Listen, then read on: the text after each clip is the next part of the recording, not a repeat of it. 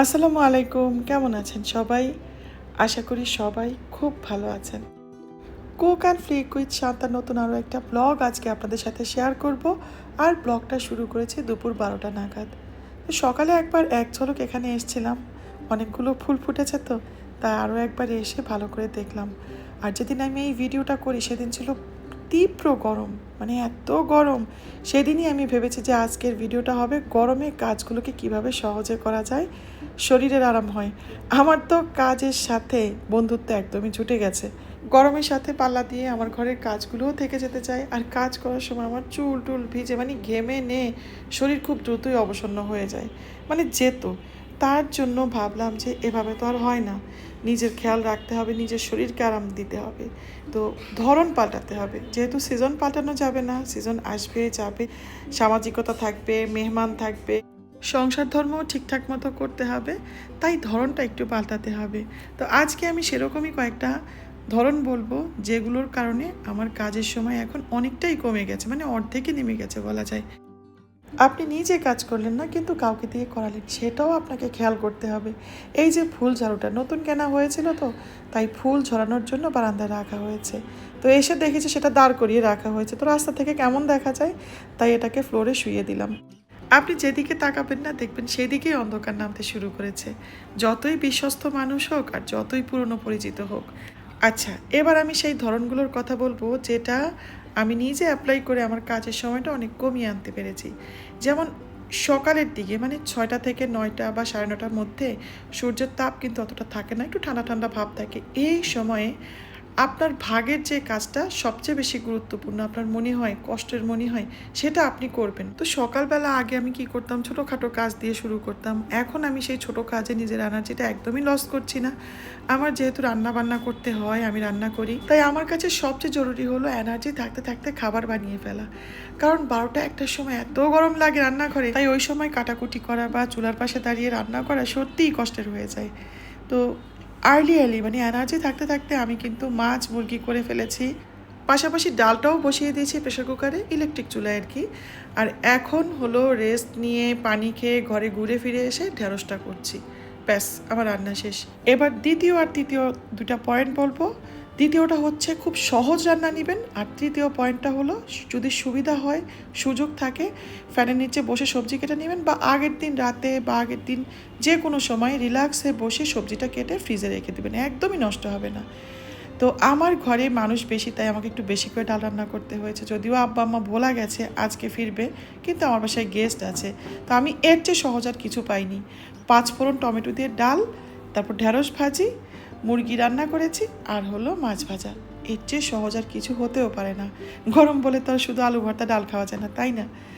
তাই মাঝে মাঝে আমি আমার সুবিধা মতো পেঁপে মুরগি রান্না করি, কখনো বুটের ডাল দিয়ে মাংস করি, আর সবাইকে বলি যে এই গরমে আমি বেশি কিছু রান্না করতে পারছি না।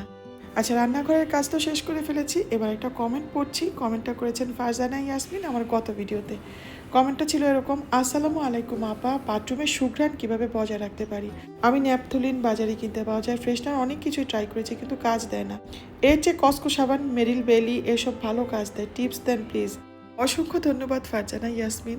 কি আর টিপস দিব বলেন, আপনি যা ব্যবহার করেন আমিও তাই করি। এরকম একটা ডিফিউজার রাখতে পারেন, আপনি হয়তো খেয়াল করেন নাই গত ভিডিওতে। প্রত্যেকটা বাথরুমে আমার এরকম একটা আছে। যদি জানালা থাকে সেটা জানালা খুলে নেট টেনে দিবেন, অথবা এক্সস্ট ফ্যান চালিয়ে রাখবেন। আর নিশ্চয়ই তো কমোড পরিষ্কার থাকেই, এই তো। এরপর বিকেলে রোদটা যখন পড়ে এসছে তখন আমরা দুজন বেরোলাম বাজারে। আর এই যে জিনিসগুলো দেখছেন এগুলো কিন্তু আমাদের এক আত্মীয়ের বাসায়, মানে আমাদের এক বড় ভাইয়ের বাসার জন্য নিয়েছি। মাসুমের কাজিন অসুস্থ, তো তাকে দেখতে যাব, তার জন্য নিলাম। আর সেই সাথে এই জিনিসগুলো নিলাম আমাদের জন্য। তো এই গরমে সুতি কাপড়ের উপরে কোনো কাপড় নাই, আমি কিন্তু পাতলা সুতি কাপড় পরে বের হয়েছি। আর ঘরেও আমি রান্নার সময় সেই সুতি কাপড়ই ব্যবহার করি, একদম নরম। আর সেই সাথে চুলটা অবশ্যই মাথার উপরের দিকে একটু চূড়া করে বাঁধি, যাতে ঘাড়ে একটু আরাম লাগে।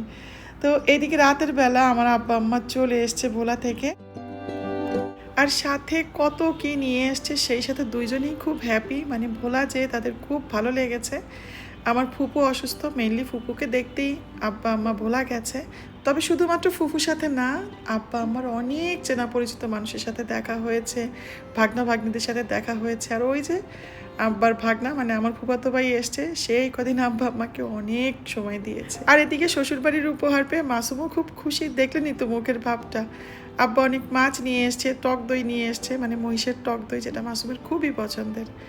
তো যাই হোক, আব্বা আম্মা খুশি ছিল, হ্যাপি ছিল, ভালোভাবে বেরিয়ে এসছে, এটা দেখে আমারও খুব ভালো লাগছিল। এই পর্যন্ত সব কিছুই ঠিকঠাক ছিল, কিন্তু রাতের দিকেই আমার হালকা হালকা শরীর খারাপ, আর পরের 2 দিন আমার অনেক বেশি শরীর খারাপ হয়ে গিয়েছিল। এতটাই শরীর খারাপ হয়ে গিয়েছিল যে আমরা ঘরের সবাই ভয় পেয়ে গিয়েছিলাম। তো যেদিন আম্মা এরকম অসুস্থ হয়ে যায় তার একদিন পরেই আমাদের কিন্তু বেড়াতে যাওয়ার কথা ছিল। আমরা সব ক্যান্সেল করে দিই, এত ভয় পেয়েছি, মানে সেই দিনটার কথা মনেও করতে চাই না। আর ভিডিওটাও টাইমলি দেওয়া হয় নাই। অনেকেই হয়তো মনে করেন যে আমি কেন ভিডিও দেই না, আসলে সব কিছু মিলিয়ে সম্ভব হয়ে ওঠে না। ভিডিও ছিল, কিন্তু এডিট করে সুন্দর করে দেওয়ার মতো কোনো ইচ্ছা বা মানে কোনো পরিস্থিতি তখন ছিল না। তো পরিস্থিতি যখন যেরকম হয় সেটা বুঝে নিয়ে কাজ করতে হয়, আর একই সময় অনেক কাজে হাত দিলে দেখা যায় যে কোনোটাই ভালো হয় না। মাল্টিটাস্ক অনেকেই খুব ভালো পারে, অনেকে খুব ভালো পারদর্শী, বিশেষ করে মেয়েরা তো এই ব্যাপারে একটু বেশিই পারদর্শী। আমিও মাল্টিটাস্ক করি, কিন্তু সব সময় না ম্যানেজ হয় না।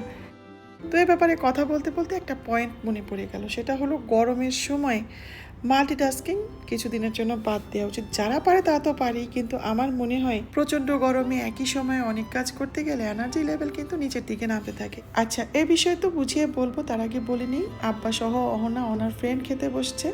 ওনার ফ্রেন্ড আমাদের বাসায় ছিল একদিন, আর আম্মাকে দেখতে আমার এক খালা খালু এসছে, তো তাদের জন্যই নাস্তাগুলো গুছিয়ে নিয়েছি। এবার ফিরে যাচ্ছি সেই টপিকে। যেমন ধরুন, আপনি রান্নাঘরে কাজ করছেন, ধরেন থালাবাটিগুলো পরিষ্কার করছেন, তখন আবার এক চুলা রান্নাও বসিয়ে দিয়েছেন, আবার মনে হলো যে কিছু সবজি কাটা লাগবে, তা আবার সবজিও ফ্রিজ থেকে বের করলেন, আবার বাইরে রোদ দেখে মনে হলো যে না, একটু ওয়াশিং মেশিনে কাপড়গুলো তাড়াতাড়ি দিয়ে আসি। এই যে ছুটোছুটি করে বিভিন্ন রকম কাজ করছেন, এতে কিন্তু শরীরের এনার্জি একদম কমতে থাকে। মানে একবার মনে হলো যে এই কাজটা করি, এটা কিছুটা করার পরে মনে হলো যে না, ওইটা আগে করি। এভাবে করে মানে একবার এই কাজ একবার ওই কাজ করলে কোনো কাজই ঠিকঠাক মতো হয় না, মাথায় চাপ পড়ে, মেজাজ খিটখিটে হয়ে যায়, আর ছুটোছুটিতে এনার্জি তো কমতে কমতে একদম নিচের দিকে চলেই আসে। তার জন্য বলি যে এইগুলোর জন্য একটা প্ল্যান করা উচিত। সাপ্তাহিক কাজের প্ল্যান করুন, না হলে দৈনিক করুন, আর তাও যদি না হয় আগে রাতে শুয়ে শুয়ে চিন্তা করে রাখেন যে পরদিন আমি কোন কোন কাজ করব আর কোন কাজটা আগে করব। এটা করলে দেখবেন যে আপনার ব্রেনকে আর পরদিন খাটাতে হবে না এই মুহূর্তে কি করব, কোন কাজটা আগে করব, কোন কাজটা পরে করব। তাছাড়া পরিস্থিতি বুঝে কাজ আগে বুঝে হয়েই যায়। তবে পরিবারের খেয়াল রাখার পাশাপাশি নিজের শরীর আর মনেরও খেয়াল রাখবেন। আপনি পৃথিবীতে এসছেন, আপনার খেয়াল আপনাকেই রাখতে হবে, কেউ আপনার কথা অতটা মনে করবে না। আপনি শুধু মনে মনে ভাবতেই পারবেন আর আশা করতেই পারবেন যে আমি তো এত করলাম, নিশ্চয়ই আমাকেও এরকম করবে, আমার জন্য ভাববে। কিন্তু বাস্তবতা যখন তার বিপরীতটা হয়, তখনই আপনার আশা ভেঙে অভিমান শুরু হয়ে যাবে, মানে অভিমানের মেঘ জমতে থাকবে। তাই বলি, এসব আশা উষা বাদ দিয়ে নিজের খেয়ালটা নিজে রাখাই ভালো। তো যাই হোক, এদিকে সন্ধ্যায় আমরা একটা বিয়ে খেতে এলাম, মানে আমাদের বিল্ডিংয়ের প্রথম বিয়ে। তো বিয়ে খেয়ে এসছি, আর বাচ্চারাও নিয়ে এসছে অনেক অনেক চিপস। আমি বলেছিলাম কয়েকটা চিপস নিয়ে আসতে, তারা এই সুযোগে এই কাণ্ডটা করলো। আসলে কি, মাসুম হঠাৎ করে ফোন দিয়ে বললো যে যদি রাতে ট্রেনের টিকিট পাওয়া যায় তাহলে আমরা রাতেই বেড়াতে যাব, আর তা না হলে পরদিন সকালে। তো সে কারণেই ওদেরকে দিয়ে চিপস কিনিয়েছিলাম। আর বাইরে থেকে বেরিয়ে আসার পর একটা ভিডিওতে আমি বলেছিলাম যে আমি যা শপিং করেছি সেটা যখন যখন ইউজ করব আপনাদেরকে দেখাবো। তো আজকে আমি 2টা ব্যাগ নামিয়েছি, একটা লিপস্টিক নামিয়েছি, আর প্লেন থেকে কেনা কিছু পারফিউম নিয়েছি। ওইখান থেকে আবার যেটা পছন্দ হয় সেরকম 1-2টা বেড়াতে যাওয়ার সময় নিয়ে যাব। ফ্লাইট থেকে এগুলো কিনেছি কেন জানেন? এখান থেকে যেটা আমার পছন্দ হবে, মানে যেই সুগন্ধিটা ভালো লাগবে, ফিউচারে আমি সেটা কিনতে পারবো। যাই হোক, সব কিছু গুছিয়ে নিয়েছি। মাসুমও এলো, খেয়ে দিয়ে আবার একটু হাসপাতালে গেল, আর সেখানে যে জানালো যে ট্রেনের টিকিট ঠিক মন মতো হয় নাই, তার জন্য ক্যান্সেল। সকালবেলা আমরা গাড়িতে করে বেড়াতে যাব। জানেন, মনের ভেতর একটা স্মৃতি ভেসে আসলো।